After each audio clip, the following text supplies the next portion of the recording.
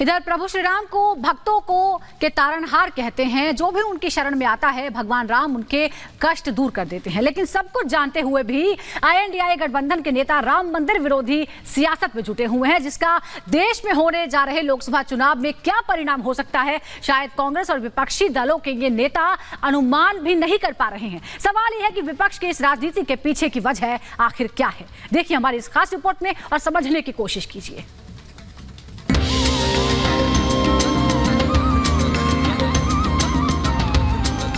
रामलला के इंतजार में सजी सवरी अयोध्या की तस्वीरें देखकर पूरा देश गदगद है।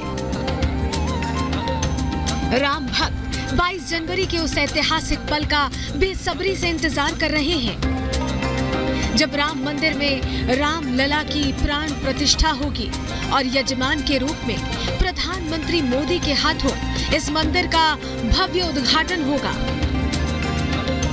इस पल का गवाह बनने के लिए पूरा देश ललायित है, लेकिन व्यवस्था बनाए रखने के लिए देश के चुनिंदा VVIP और सभी राजनीतिक पार्टियों के दिग्गज नेताओं को ही आमंत्रण भेजा गया है। जिन लोगों को प्राण प्रतिष्ठा कार्यक्रम में आने का निमंत्रण मिला है वो खुद को गौरवान्वित समझ रहे हैं,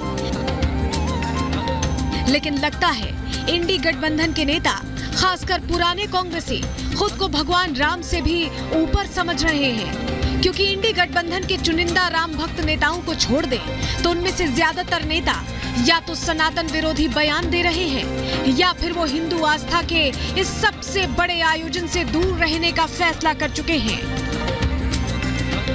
मगर खेल ये है कि वो अपने फैसले की पूरी जिम्मेदारी लेने के बजाय सियासी शुतुरमुर्ग की तरह इसका पूरा ठीकरा बीजेपी के मत्थे मर दे रहे हैं। राम विरोध में ऐसे अटपटे बयानवीरों की लिस्ट में नया नाम जुड़ा है कांग्रेस के पुराने घाघ नेता अशोक गहलोत का।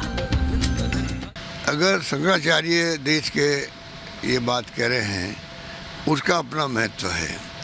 इस तरह कंट्रोवर्सी पैदा होने की नौबत नहीं आनी चाहिए थी, ज़्यादा बेहतर रहता। RSS और बीजेपी का प्रोग्राम बन गया है तो आप बता दीजिए कि उसमें कांग्रेस वाले कैसे जाते हैं। मतलब कांग्रेस का मतलब कांग्रेस प्रेसिडेंट। हैरानी ये है कि एक तरफ देश के प्रधानमंत्री मोदी अयोध्या में 22 जनवरी को होने वाले प्राण प्रतिष्ठा कार्यक्रम और देश में शांति समृद्धि के लिए 11 दिनों का व्रत रख रहे हैं, तो दूसरी तरफ तुष्टीकरण की राजनीति के लिए विपक्ष और खास करके कांग्रेसी नेता इस खास कार्यक्रम का किसी न किसी बहाने से विरोध कर रहे हैं, जिसके चलते बीजेपी भी भड़क गई है। बीजेपी कांग्रेस के स्टैंड को सीधे तौर पर हिंदू विरोधी करार दे रही है और कांग्रेस को अपने अंदर झांकने की नसीहत दे रही है। ये नहीं जा रहे हैं क्योंकि ये हिंदू विरोधी रहे हैं, आज से नहीं बरसों से, क्योंकि वो कहते थे कि मैं बाय डिफॉल्ट मैं हिंदू हूँ और ये परंपरा उनके DNA में है हिंदू विरोधी। इसमें कोई दो राय नहीं है कि बीजेपी ने कई दशकों तक रामलला के अधिकारों के लिए राम भक्तों के साथ कंधे से कंधा मिलाकर राम विरोधी ताकतों से संघर्ष किया। सुप्रीम कोर्ट में मंदिर निर्माण का फैसला आने के बाद भी आज अयोध्या में जिस तरह से भव्य मंदिर का निर्माण हुआ है, उसके लिए देश का बड़ा हिंदू तबका बीजेपी की मौजूदा सरकार को इसका श्रेय देता है, जो कांग्रेस समेत किसी विपक्षी दल के गले से नीचे नहीं उतर रहा, जिसका नतीजा है कि वो आए दिन कभी शंकराचार्य के बहाने झूठे आरोप गढ़ते और मरते हैं, तो कभी तुष्टीकरण की राजनीति को केंद्र में रखते हुए राम मंदिर विरोधी बयान देते हैं। आलम यह है कि विपक्ष में ऐसे राम मंदिर विरोधी बयान देने वाले नेताओं की पूरी कतार है।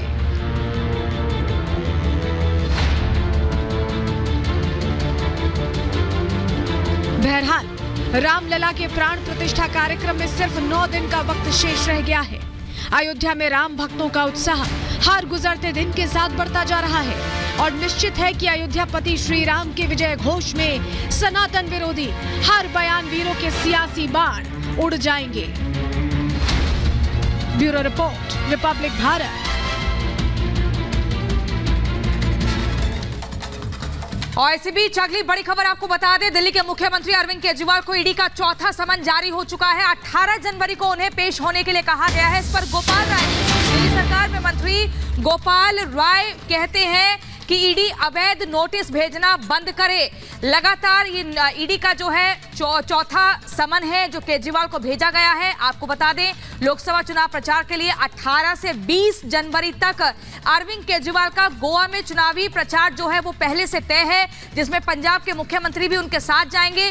अब ये देखना होगा कि ईडी के समन को इस बार फिर से केजरीवाल नजरअंदाज करते हैं या सवालों का सामना करेंगे। सुनिए क्या कुछ कहा गोपाल राय ने। कि 18, 19, 20 3 दिन दिल्ली के मुख्यमंत्री गोवा के दौरे पर होंगे लोकसभा चुनाव की तैयारियों के मद्देनजर। और आज मीडिया में खबर आती है कि 18 तारीख के लिए ईडी ने नोटिस जारी कर दिया। यह इत्तेफाक नहीं है। आप इतने दिनों से चुप बैठे रहे और कल कार्यक्रम मीडिया में घोषित हुआ और आपने नोटिस मीडिया में जो है भेज दिया। यानी ये साफ दिख रहा है कि आप किसी भी तरह से विपक्ष को लोकसभा चुनाव में जो विपक्ष के नेता हैं उनको प्रचार करने से आप रोकना चाहते हो। यानी अरविंद केजरीवाल की मुश्किलें कम होने का नाम नहीं ले रही हैं। तीसरा जो संबंध था वो तो स्किप कर दिया, लेकिन अब चौथा संबंध भी ईडी ने भेज दिया है। अभी उसको लेकर भी बवाल थमा नहीं था कि अब चौथे संबंध पर क्या अरविंद केजरीवाल जाएंगे या फिर इस संबंध को भी स्किप कर देंगे, क्योंकि अरविंद केजरीवाल की तरफ से ये जानकारी दी गई है कि लोकसभा चुनाव प्रचार के लिए वो गोवा जाने वाले हैं। अब सवाल ये खड़ा होता है कि कार्यक्रम को रद्द करेंगे या फिर चौथा संबंध भी स्किप करेंगे और उसके बाद के परिणाम क्या होंगे, इस रिपोर्ट में आपको दिखाते हैं।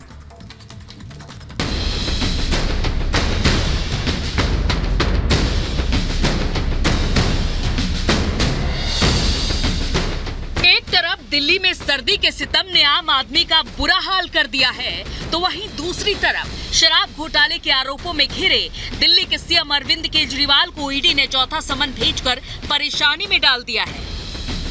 ईडी ने चौथा समन भेजकर केजरीवाल को 18 जनवरी को पूछताछ के लिए बुलाया है, जिसके बाद राजनीतिक गलियारों में चर्चा ये तेज हो गई है कि अरविंद केजरीवाल अब आगे क्या करेंगे। केजरीवाल को ईडी का चौथा समन, आप में सियासी संकट पर मंथन। आपको बता दें कि सीएम अरविंद केजरीवाल अभी गुजरात दौरे से लौटे हैं और 18 से 20 जनवरी को उनके गोवा दौरे का भी कार्यक्रम है। जानकारी के मुताबिक केजरीवाल का ये दौरा लोकसभा चुनाव के मद्देनजर होने वाला है, जहां उनके साथ पंजाब के सीएम भगवंत मान भी होंगे। लेकिन अब जबकि ईडी ने सीएम केजरीवाल को पूछताछ के लिए औपचारिक रूप में चौथा समन भेज दिया है, तो सवाल ये खड़ा हो गया है कि आगे उनका रुख क्या होगा, क्योंकि अगर ईडी इस मामले में असहयोग का हवाला देकर उनकी गिरफ्तारी की कोशिश करती है तो उनके पास भी कोर्ट जाने के अलावा कोई आखिरी विकल्प नहीं बचेगा। लेकिन मुसीबत यह है कि ईडी पहले ही इस मामले में उनका नाम चार्जशीट में डाल चुकी है। ऐसे में सीएम केजरीवाल को ये ध्यान भी रखना पड़ेगा कि वो आम आदमी पार्टी को सियासी संकट से कैसे बचाते हैं, क्योंकि एक तरफ उनके करीबी पहले ही सलाखों के पीछे हैं, तो दूसरी तरफ भ्रष्टाचार के मुद्दे पर बीजेपी हाथ धोकर उनके पीछे पड़ी है। 2011 से लेकर 14 तक श्रीमान अरविंद केजरीवाल बड़ी बड़ी बातें करते थे, जो कांग्रेस के भ्रष्टाचार के खिलाफ उस समय अपनी आवाज उठाने की बात करते थे, आज वो भ्रष्टाचार के दलदल में डूबे हुए हैं और जब जांच होती है तो जांच से भागने का काम करते हैं। ऐसा कोई बचा नहीं जिसको अरविंद केजरीवाल की पार्टी ने ठगा नहीं। हर बार की तरह वो कोई ना कोई बहाना मार देते हैं। उनके लिए विपाशना इंपॉर्टेंट है, उनके लिए मध्य प्रदेश चुनाव इंपॉर्टेंट है, उसके लिए गोवा इंपॉर्टेंट है, लेकिन कानून का सम्मान इंपॉर्टेंट नहीं है। जो कानून कहता है कि 3 बार के बाद सम्मान स्किप करने के बाद ईडी के पास ऑप्शन होती है आपको गिरफ्तार करने की। हालांकि शराब घोटाले की जांच में सवालों से कन्नी काट रहे अरविंद केजरीवाल ईडी के लगातार भेजे जा रहे समन को बीजेपी की राजनीति बता चुके हैं और उन्होंने पहले ही ईडी के नोटिस को लोकसभा चुनाव प्रचार से रोकने की साजिश करार दिया है। लेकिन सवाल अब ये भी अपनी जगह कायम है कि क्या कोर्ट में उनकी ये दलील काम करेगी, क्योंकि इस मामले में जिस तरह से ईडी ने उनके करीबियों को दबोचा है और कोर्ट में उनका बेल पिटीशन लगातार रिजेक्ट हो रहा है, तो वहीं कहीं न कहीं उनके लिए ये खतरे की घंटी भी है। चौथा समन्स इशू हुआ है। अरविंद केजरीवाल जो सरगना है, मास्टरमाइंड है शराब घोटाले के, जो पिछले 3 समन्स पर ना जा रहे हैं, ना कोऑपरेट कर रहे हैं और ना बता रहे हैं कि उनकी भूमिका क्या रही है शराब घोटाले में। तो इसका मतलब ये है कि शराब घोटाले में जिनकी भूमिका है उनके लिए अब एजेंसी से कोऑपरेट कर पाना मुश्किल हो रहा है, क्योंकि चोर की मूंछ में तिनका है, तो वो भगौड़े बन के घूम रहे हैं। बहुत शर्मनाक बात है कि आदरणीय मुख्यमंत्री अरविंद केजरीवाल जी जांच से भाग रहे हैं। आप जांच से भाग क्यों रहे हैं? आप अगर कट्टर ईमानदार हैं, आपका बेदाग दामन है, तो जाइए जांच में जुड़िए। दूध का दूध और पानी का पानी हो जाएगा। बहरहाल मुसीबत बड़ी है और सीएम अरविंद केजरीवाल के सामने खड़ी है। ऐसे में देखना यह है कि भ्रष्टाचार के खिलाफ आंदोलन चलाकर बड़े बड़े सियासी सुरमाओं को धूल चटाकर सत्ता में आने वाले अरविंद केजरीवाल अब उसी मुद्दे पर अपना और अपनी पार्टी का बचाव कैसे करते हैं। Bureau report, Republic.